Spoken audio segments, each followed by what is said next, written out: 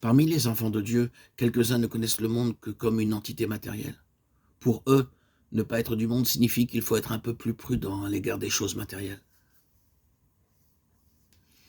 Nous ne suggérons pas que nous devons être laxistes concernant l'aspect matériel. Néanmoins, la grande question à l'égard de notre relation avec le monde est une question liée à la source. Sommes-nous du monde ou ne sommes-nous pas du monde? En d'autres termes, nous ne devons pas du tout appartenir à ce monde. Il y a beaucoup de choses dans la vie des enfants de Dieu qui semblent être spirituelles, mais souvent, si ces choses étaient examinées à leur source, elles s'avéreraient procéder du monde. Bien que les termes soient scripturaires, les choses peuvent avoir leur source dans le monde. Par exemple, nous sommes d'accord pour dire que l'humilité est une vertu, et assurément est une façon de se conduire recommandée par les Écritures. Cependant, discerner si l'humilité décrite dans les Écritures et l'humilité dans nos vies est une seule et même chose peut souvent poser un réel problème.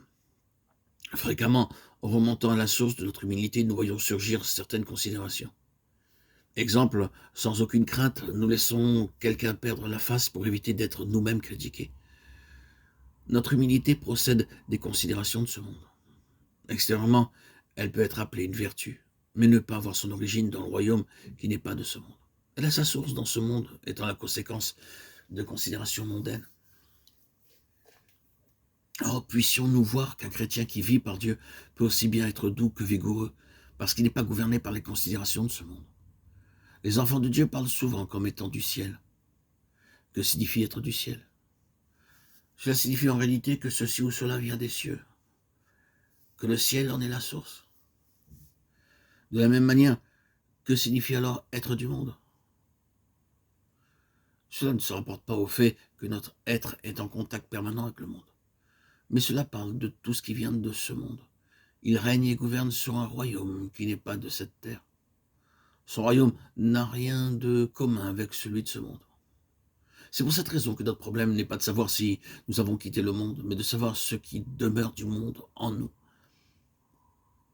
Puisse le Seigneur nous aider en cela, afin que nous ne soyons pas du tout affectés par le monde. Le Seigneur Jésus est venu dans ce monde pour rendre témoignage à la vérité. En ce temps-là, les hypocrites essayèrent de se débarrasser de lui parce que leur conduite était mauvaise et qu'ils aimaient mieux les ténèbres que la lumière. Jean 3, 19. Mais le Seigneur Jésus n'a pas cédé devant leur puissance mauvaise. Pendant qu'ils le raillaient, il demeura silencieux. Il donna un excellent témoignage à la vérité quand sa personne et son œuvre furent mises en cause. Bien qu'il semble apparemment n'avoir rien accompli, il est aujourd'hui à la droite de la puissance de Dieu et reviendra un jour sur les nuées. Loué soit le Seigneur. Tous ceux qui le suivent doivent être attentifs à son témoignage.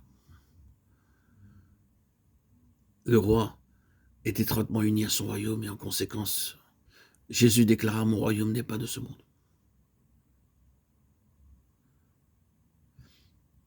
Son royaume est de Dieu et d'en haut. En conséquence, il n'est pas nécessaire de lutter avec la chair et avec le sang.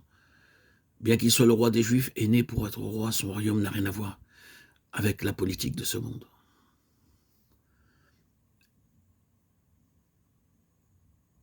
Et de toutes ces considérations mondaines, toutes ces activités, ces loisirs, ces distractions qui n'ont rien et qui n'appartiennent en rien au royaume de Dieu.